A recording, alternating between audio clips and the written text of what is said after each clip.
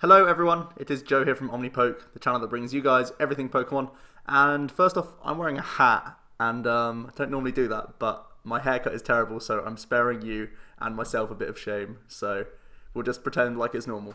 Today we are looking at Mega Sceptile, and this is basically, it's been toyed with in the past a little bit because of this status stop trait, so that we have an insta-win Greninja. But since German Nationals, where Christo Atlantis, he was able to win with the Aquabox deck, that has really popped up in popularity and it's getting a lot of hype right now. It's a pretty good deck. I feel like it can challenge a lot of the format, but Sceptile gains another great matchup. So we have a great Greninja, a great Seismitoad, and with Fates Collide coming out as well, if Zygarde Carbink is becoming a good deck, I believe it does have some good qualities to it to make a lot of people want to play the deck. We have great answers to that as well. So this list, as you can see, is quite an interesting one. It's not playing Shamans or Hooper, which is most typically seen in Sceptile. So this is based off Hannes. He was featured on the Germany stream. You can check out, I think you can still check out the highlights on Pokemon TCG_EU on Twitch, and he was 4-1-1 on a win and in against a Night March player, and he drew pretty poorly in his final round. So he could easily have cut with his list, and his list was quite similar to this one in that he was playing Silent Labs instead of Hoopers and Shamans. So I've gone down that route as well. It's a very interesting one. Not sure if it's the best, but it does bring about some different qualities and rebalances a few matchups for you. So here we go, we will jump into the list. So first of all, we are playing a 2-2 split of the Sceptile, the regular one. I think both have really nice qualities. The pack version of Sceptile EX, 170 HP and 1 colourless retreat cost. This is the same for both Sceptiles. But the Sleep Poison attack for a single grass does 10. You get to flip a coin if heads, the opponent's active is poisoned and asleep. Pretty not bad. There's a 25% chance that they stay asleep, and then if they don't find AZ or switching cards, they can not attack. So 25% chance of being completely healthy is pretty good. And the Unseen Claw attack is another reason why we want to play this one. For grass and colourless, we do 60, and if the opponent's active is affected by a special condition, we do 70 more. So we have the 1-1 Ariados line in the deck.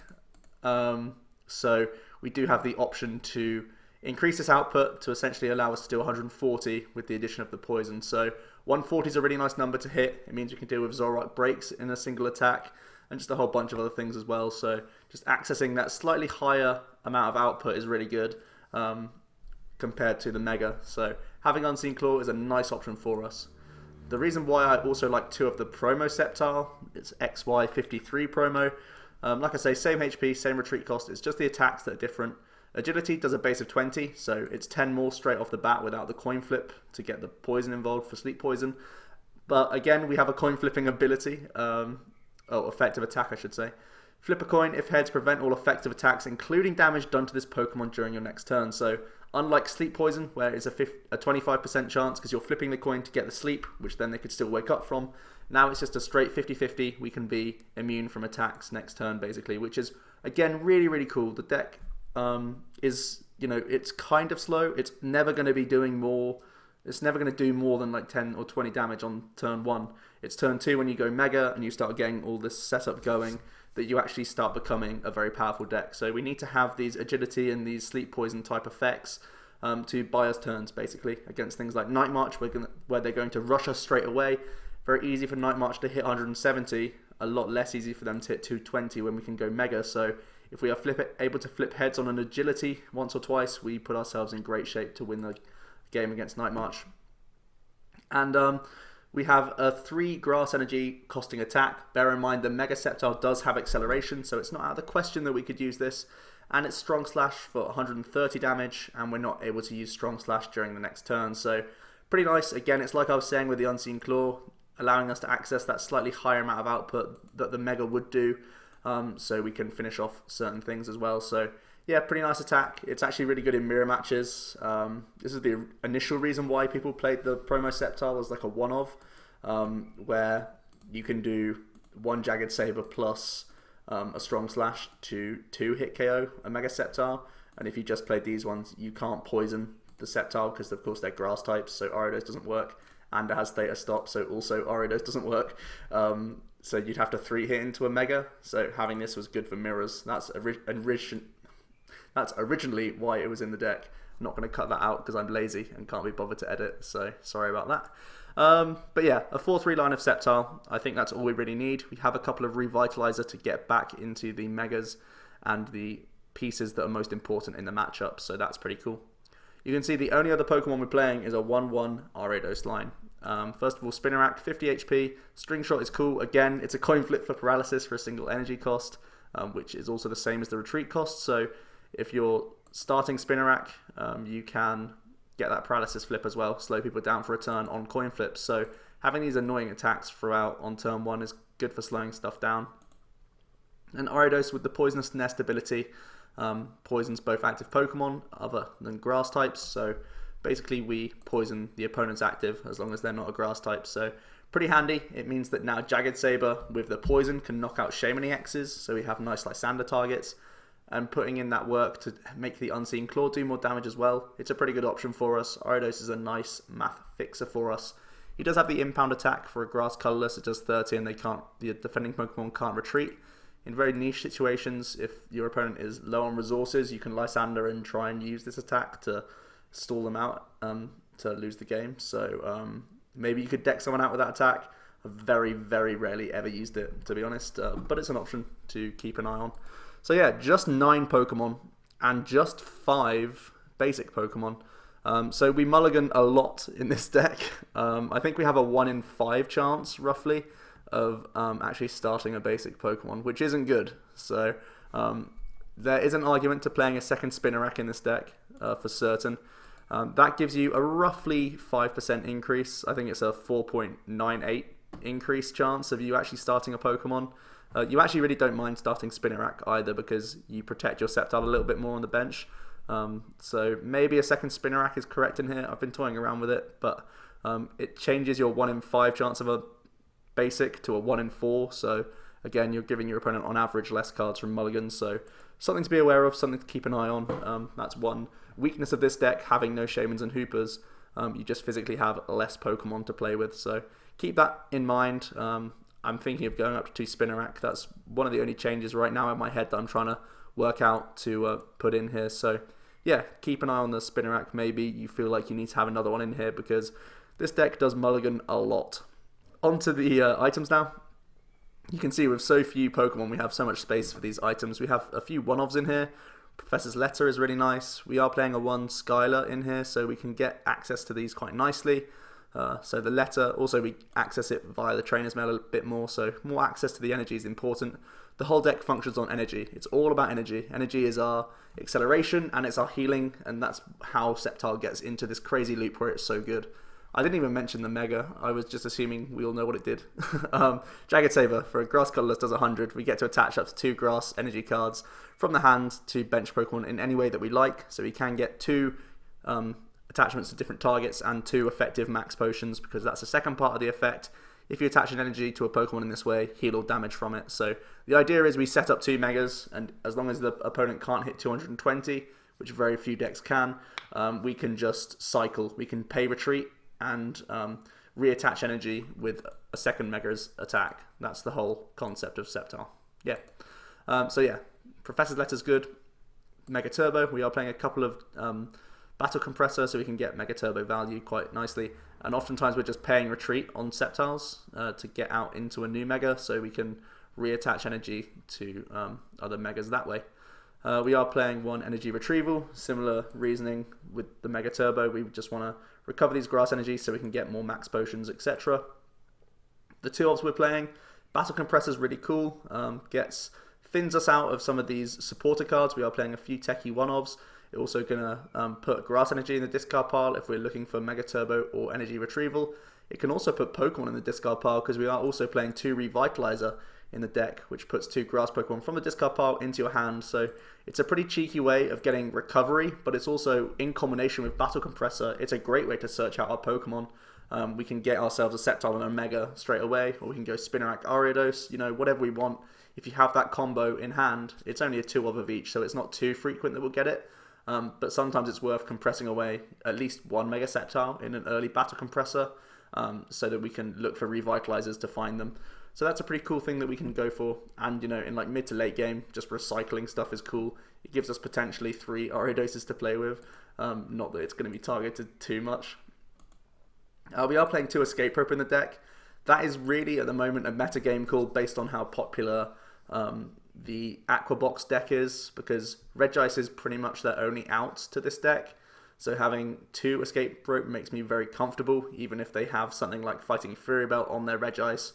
We can Escape Rope around it a couple of times, or we can just Escape Rope around it once, get a big amount of damage, and try and let Ariados do the rest of the work, either by the ability or the attack even. So, yeah, having a couple of rope makes me a lot more comfortable. Also, in the early turns, it's way safer for you to attach to the Sceptile that's on your bench rather than in the active position, because we have the healing effect from the Mega, right? So we want to attach a couple of times to our bench Sceptile, Mega Evolve that one up, let the other one either get knocked out or take a lot of damage. If it takes the damage, we can then Escape Rope into the Mega, and the Mega can heal off the other one and start setting that one up. So sequencing wise, Escape Rope makes a lot of sense for us. So next up we have a 3 Ultra Ball, just the 3. I think I'm happy enough with 3 because we are playing Revitaliser Compressor combo to get Pokemon that way. I think 3 is plenty, to be honest. We have a lowish Pokemon count, otherwise you'd want 4 just for consistency of getting Shaman and Hooper and stuff. I feel comfortable enough with 3. We are playing 4 Trainer's Mail, and 4 Trainer's Mail, just big consistency card as we know. For VS Seeker we have the Compressor, so it's also a nice combo to hit early on, and just in general recycling some of these cards will be important. 1 Fisherman, it's a great inclusion for this deck, getting back your basic energy cards, and it allows you to carry on the loop with Sceptile, which is perfect. 1 Hex Maniac, even though we are playing for Silent Lab, in certain situations where you can't put down Silent Lab, like against Giratina EX, they Chaos Wheel you, and if they replace a stadium at the same time, you have to Hex through Giratina, so that's something to be aware of. And abilities that aren't coming from basics, of course, you're also going to want to have to Hex around those. The biggest ability right now that would be the problem would be Greninja, but we have Theta Stop, of course, so Greninja does nothing to us via the Giant Water Shuriken, so we don't have to Hex that, but it's still a great option in here. Also, it's like a nice turn 1 play for slowing things down. The Silent Lab, it can get bounced. People can just replace it with their own stadium, so it has a null effect pretty much if they just happen to have stadium in hand. So sometimes the turn 1 Hex is just a guaranteed way to slow things down, like Night March, so it's nice having the option for that as well. 1 Lysandre, it's good for dealing with Shamans to help us finish games a little bit quicker. Also, we're mainly 2-shotting EX Pokemon, so we want to pick those back up to finish them off a lot of the time. We are playing the 1 Skyla. It's so nice in a Mega Evolution deck for getting the pieces like Spirit Link. It can also help us get into the Silent Lab if it's important enough, get us into pieces of the Revitaliser Compressor combo, get us into Energy or Energy Recovery, something like that. So Skyla's a really nice one-off that I use quite often. Also, Xerosic's a big card, getting rid of things like Fighting Fury Belt, getting rid of things like Focus Sash as well. We do have Ariados to sometimes get around Sash, but at the same time, we might have to like Hex Maniac, Carbinks and stuff, just so that we can knock them out. If they do break evolve the Carbinks, it then gets around Silent Lab because it's not treated as a basic Pokemon, so we have to Hex through Carbink if it goes break. So we can't let Xerosic at the same time. Ariados can still get us there, I guess, but it's sequencing. And just with a 1-1 Ariados, it's not always that easy to get into it. So I like the Xerosic just for getting around certain things sometimes. So yeah, it's a really versatile card. Gets rid of Headringer as well. I know Trevenants are going back up with a higher Headringer count because it's the best way for them to deal with the Aquabox deck. If they can just prevent all of their EX attackers from attacking, the Trevenant can sometimes have enough time to just win the game. So yeah, Xerosic's nice for dealing with a whole bunch of different things. And we have 4N. One reason why I feel kind of confident playing a deck without Shaman and Hooper is because we have N back. We have 4 very strong supporters to help us out, and N is perfect. We are quite a slow deck. We don't take prizes for a while. We don't often go too far behind. Against Night March, we normally go, at least 2 prizes down before we get into our setup, but N does a huge shift for the majority of the time. For Professor Sycamore as well, it's, again, just huge consistency. So 8, technically 9 if you count Skyla. 9, like, really good opening hand supporters. Makes me pretty confident that we don't need Hoopers and Shaman, so that's the direction I've gone for now, and I'm quite liking it. The 4 Silent Lab is the only real defense we have against Night March, I guess. The whole point of Hannes playing the Silent Labs in the first place was, I think, to deal with Night March. He also played in a Assault Vest at the time as well, so I've chosen not to play Assault Vest, but it's something you could look to do. I've just increased the Silent Lab count to a full 4 to just get into them as often as possible. Replacing stadiums is big as well. Replacing stadiums against stuff like Trevenant, it's a really good thing. It's also really good against Night March for limiting Mew and Pumpkaboo as well, because sometimes people will use Mew so that because they have to commit so many Night Marches against a Mega, they have to commit 11 if they want to one-hit KO us. So sometimes using Mew is their best option, so they have like effectively 2 Night Marches to deal with 2 Sceptiles. If they can do that, they can win the game. So if we can just keep replacing D-Valleys, it's pretty important. And for Spirit Link, you could go for that 3-1 split. I believe that's what Hannes played in his list. Like I say, he was very close to cutting German nationals with his deck, and that was pre-Fates Collide, of course. So the 3-1 split by having 1 Assault Vest is kind of cool. At the moment, I've just gone for consistency to let you guys to really show off the deck more than anything else. Finally, 10 Grass. I think 10 is kind of cool. Probably the best number. I can see myself going down to 9 maybe to make space for that Spinarak. That would probably be the only cut I make. Potentially 3 Silent Lab, but I just want to follow the concept of having Silent Lab in here more than anything else. We're sacrificing so much just to play this card that you kind of feel like you want to play 4. So yeah, the Silent Lab does do work. It does great stuff against Hoopers and Shamans. That's the main thing we're trying to stop. The Aquabox deck is huge on Manaphy, Hooper, Shaman. Night Marches, of course, they're pandering back to 4 Shaman EXs because of N being back. They just want to have things in the deck to draw off of N to win the game, so Shaman does that. But not if you N and Silent Lab in the same turn. It's a lot more awkward for them to deal with anything. So yeah, that is the deck. Pretty simple stuff. We get into a pretty good loop and we try and carry that to victory. We have great typing, like I was saying, so hopefully we will find a couple of good games and we'll destroy some people with Mega Sceptile.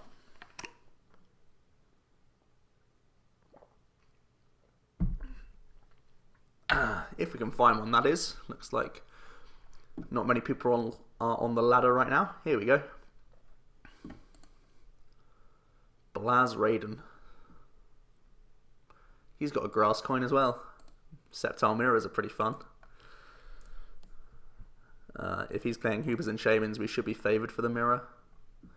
And we're playing 2 promo as well. That should help us out in the mirror. Oh, it's Superior. We get around Servine with Theta Stop, so again, I think we should be favoured. That's cool. But it just shows that other people are thinking the grass decks are the way to go right now, with water decks being so popular.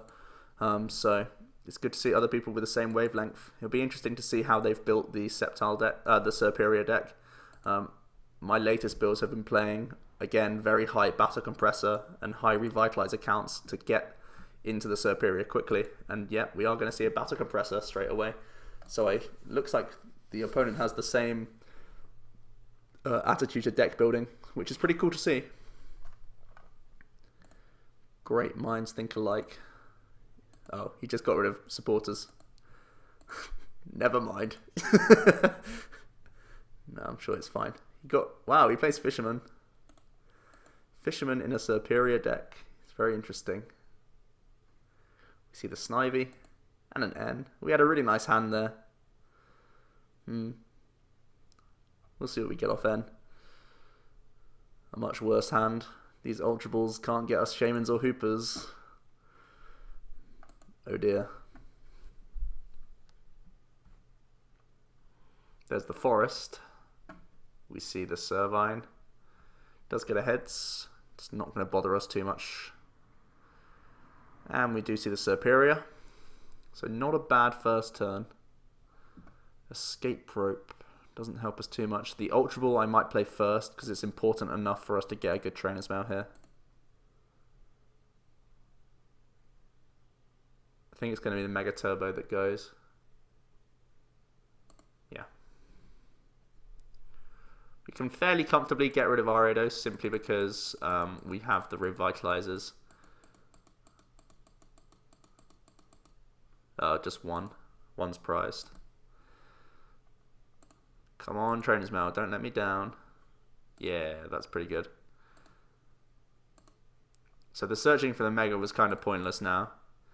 But I wanted to just increase our outs. With only one Revitaliser, I don't feel like Ultra Balling away these now.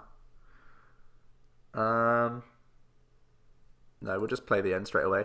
The only reason I'm not Mega Evolving for turn is because I kind of want energy drops at this point. And we get one of those. We have the other... We drew back into Escape Rope. So I'm happy to just commit to the bench. And we'll pass.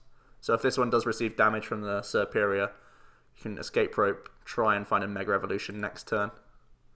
The good thing about Superior is it's never going to like threaten us damage-wise, so we can get this loop going if we are able to get into it.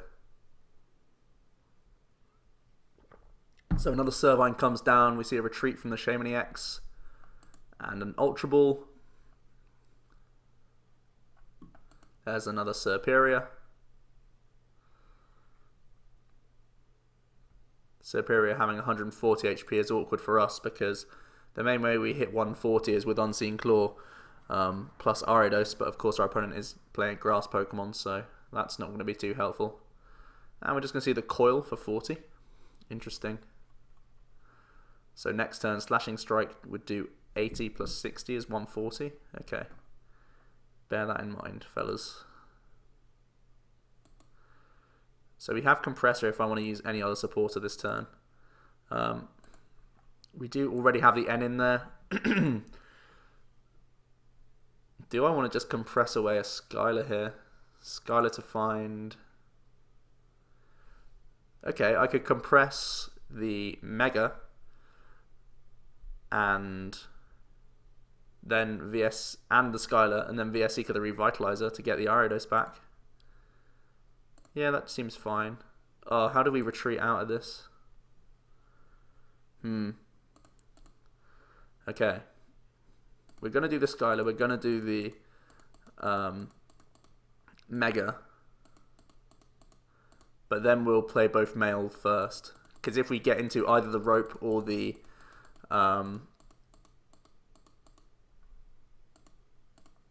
is that the most dead card here? Probably Hex. Maybe even Xerosic. Yeah, because we can mail into the Escape Ropes, which could be cool. Just the Sycamore. Yeah, we'll take Sycamore over N. Because the hand is completely playable. Like, we can get rid of everything. Ooh, the letter. We don't want letter. We take nothing. Could always just Sycamore this hand now. Yeah, we will. We got Escape Rope and Ultra Ball, so we're pretty happy with that. And we can even bench Spinarak.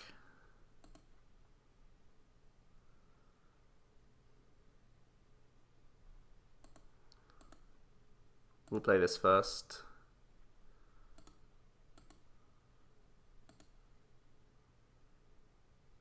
Getting letters pretty good here. You can fully power up this Sceptile EX.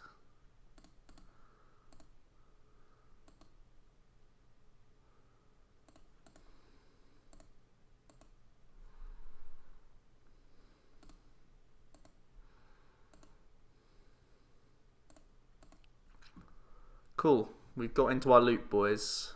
Pretty clean. Interesting to see what he wants to go into. He just goes into the other Superior. I imagine he's playing a few Super Scoop Ups and things like that of his own. But I'm pretty happy just healing off, getting the Jagged Saber, getting the damage and the attachments in play. This is getting us into a pretty favourable spot here. I would attach both. Because of N more than anything else.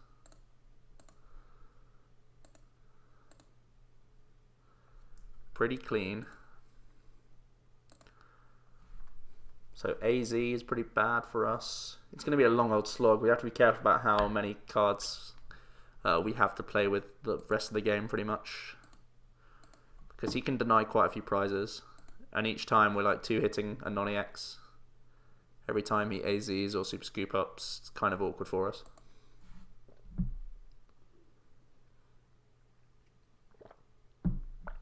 The attachment is comforting. And a Slashing Strike. Yep, that seems fine. Do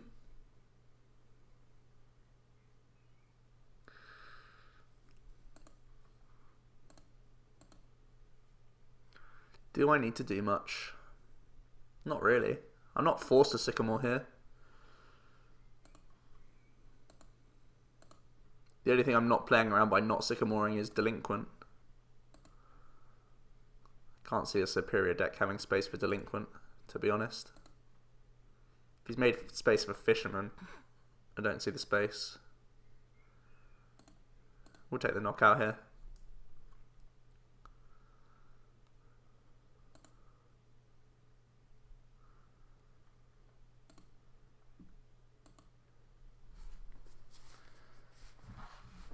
Keep the grass energy around just in case we're able to draw into the Mega or the Revitaliser or even VS Seeker. Plenty of outs for us. Oh, he's playing Super Rod instead of Revitaliser. That's interesting. Revitaliser's so good in that deck. Maybe he's playing a split. Oof, that was a painful Sycamore. Good thing he's got a Fisherman. The Forest comes back in. The Servine does nothing thanks to Theta Stop. Got Tails anyway. And Slashing Strike just for the 80 again. So now we're in the situation where we need to find... see? See? You all were saying Sycamore in your head, don't lie. But that's why you don't. Because now we have the guaranteed heal, right? Genius. All the naysayers. That's what happens.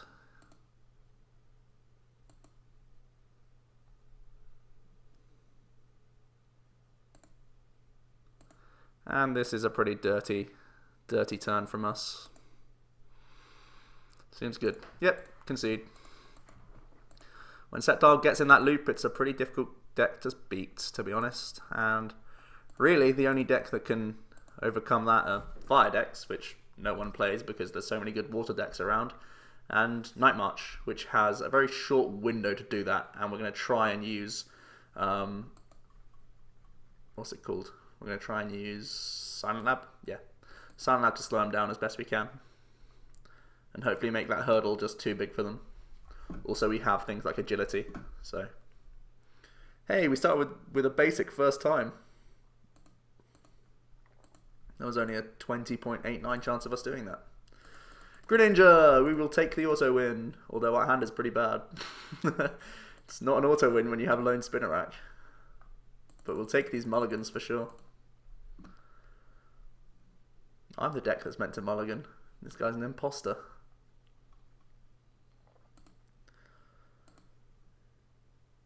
Nice, we got an N. I think I will attach. Yeah. We don't have to be quick against this deck. All we have to do is get into Megas.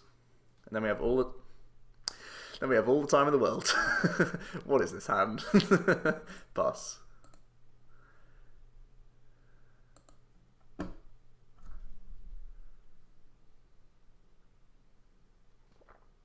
Ooh, a Wally. That's pretty cool. Yikes. Not bad. Any other deck would be pretty scared right now. But not Sceptile. Sceptile don't care. So many Sycamores. I'm just ultra balling out the Sceptile here. No messing. Not going to mess around with the Sycamore just yet. I'll take the agility one, because agility could prevent us from being hurt by like a Shadow Stitching or a the other one. What's it called? Moonlight Slash? Yeah. And get some damage on the board, which isn't too relevant, but we got the Tails Flip. Sad times.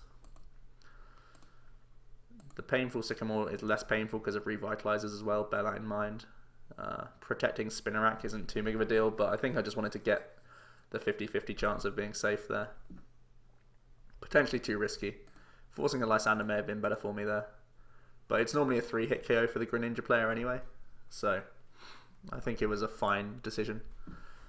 We see more Greninjas, a level ball for a Remoraid. He's actually playing the Octillery in his list. Interesting. Pretty old-fashioned compared to the modern decks. Maybe with N, he thinks it's more important to have the Octillery, so maybe the old-fashioned is actually the correct way these days. Silent Lab does nothing. Do I play it anyway? I guess so. Now, the decision is, should I just Mega for turn? No, that's bad. That's a bad decision. Oh, cool. We hit everything we needed. There. Those two. The only thing we don't get is extra attachment to Sceptile, but I'll take that. Do I even play it if I don't get the attachment? Maybe I could just play it next turn. What's it play around? The only thing it doesn't play around is N, but I'd give him like potentially 120 damage of Shurikens. I think I'd rather play around Shurikens. That's his only win condition, to be honest. Ooh, only one Mega. We need to hit our Revitalisers pretty sharpish. How many are in the deck? Oh, we have both. Cool. So, getting that big health buff, getting that Theta Stop, getting the knockout. It's all looking pretty good. No attachments, though.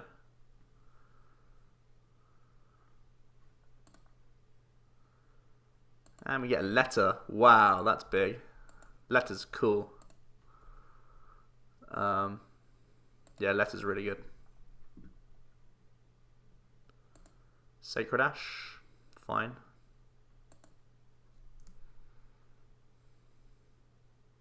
Just another 80? Yeah.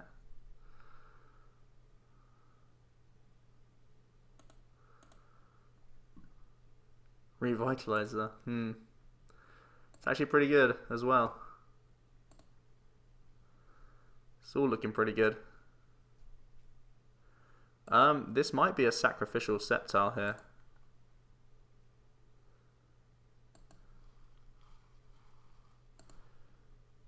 Biggest concerns are... What am I VSing here? I'm definitely using the letter, we know that for certain. It might even just be VSing for Skyla, for Spirit Link for here. Taking another prize.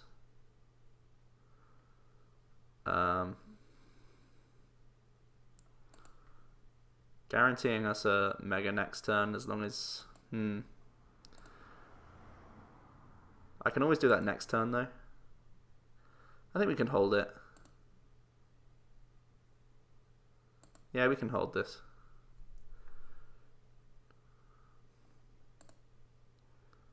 I'm going to attach both. Play around N a little bit. Oh, we got a Mega anyway. Cool. Let's see what we can come up with. Scoop. Yeah. Mega Sceptile's a hard matchup. So, 2 good wins so far. Just because we got the Sceptile loop going, and that's really, when you're not playing Hooper Shaman, they have no ray of hope. Literally, like, most decks are like, okay, cool, I'll deal with one Sceptile eventually, and then we'll just Lysandre Hoopers and Shamans to win game. But the Silent Lab build doesn't give you that option, so, yeah, its biggest Achilles heel is Night March. We know that Night March is pretty good, but we have a few answers. If you really want to go crazy, you could just play more and more what's it called? Assault vests. Also, there is the debate around: do you want to play Forest instead of Silent Lab in the first place? Just because getting that buff of 50 HP just by finding the Megaturn one is pretty big. If you are playing the Forest build, if you play 4 Forest instead of 4 Silent Lab, I would encourage you to take out all the Ultra Balls. I know it sounds crazy, but then just go to really high Revitaliser and Compressor counts. Go to like 4-4 or 4-3 and just have 3 Revitalizers and the 4 Compressors. I think that's the way you should do it if you're playing the Forest. Because if you play Forest, you can instantly grab your Megas quite easily. It's like a really powerful search combo compared to Ultra Ball, which can be painful. I know it feels weird playing a deck without Ultra Ball, but it's food for thought for you guys. So hope you all enjoyed this list. I thought it was an interesting one, and one, again, looking at the Worlds format, looking at this Aquabox deck, which has been getting popular. Only the next few nationals can tell.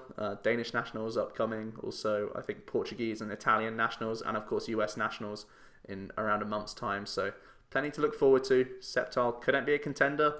N is a big inclusion, and just other decks being popular right now that Sceptile has good matchups against bodes quite well for it. So let me know what you guys thought about the list and Sceptile in general. Can it compete with the top tables? This loop is clearly very powerful, but is it just too easy to be gotten around? Who knows? It's been Joe from OmniPoke, and see you guys next time.